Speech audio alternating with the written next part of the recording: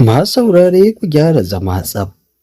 domin sauraron wannan sabuwar waƙar ta Nura M Inuwa mai taken Mahadi, wadda ya yi wa shugaban ƙasar jamhuriyar Nijar Janar Brigadier Abdurrahman Chani, shugaba mai adalci, shugaba ɗaya tilo da ya kawo sauyi a jamhuriyar Nijar wanda ba taɓa tunani ba ko da a mafarki.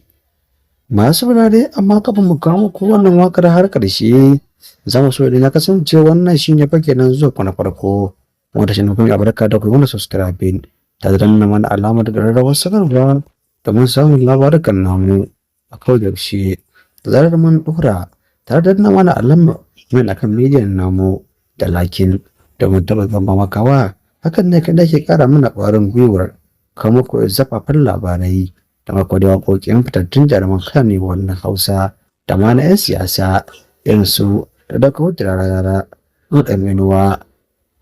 da sauransu ma dai. Muna godiya. Yanzu kuma masu saurare ku gyara zama tsaf domin a samu wannan waƙar ku saurara mai taken Mahadi, wanda M Inuwa yi wa shugaban ƙasar jamhuriyar Nijar da Brigadier Abdurrahman Chani mai taken namijin zaki. Masu saurare, amma kafin nan kada ku manta dai a halin yanzu dai ka faɗin mawaƙan Hausa a Najeriya inda ka ce M Inuwa da kuma da Umar Shirif to tamkar ragowar fanfani ne domin tabbas fa sun yi nan wanda a halin yanzu suka ci zamanin su, kuma kazalika dai suke cin zamanin yaro, wato dai boka kaci naka kaci na yaro. Halin yanzu dai masu saurare a nozar Najeriya da kuma da wasu daga cikin ƙasashen Afirka sun san da Nura M Inuwa, inda har kana jin waƙoƙin Hausa to zai wahala mawuyaci ne a ce baka jin waƙoƙin M Inuwa, musamman ma ta fannin soyayya da tabbas fa ya ƙware kuma ya riga ya gawurta.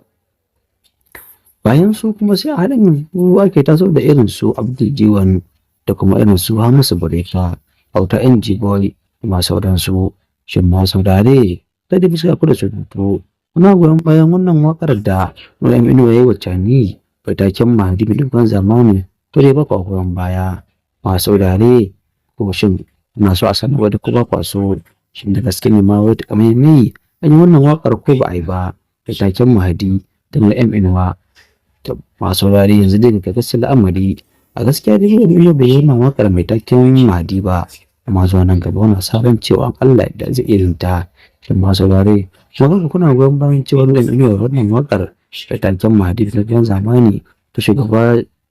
Brigadier Abdurrahman Chani ko dai kaka dai, to Allah ya sa mu dace. Muna zama kawo ƙarshen shirin namu na yanzu, wasu da rana anjima na kwar kullum, wato da Marhaba TV.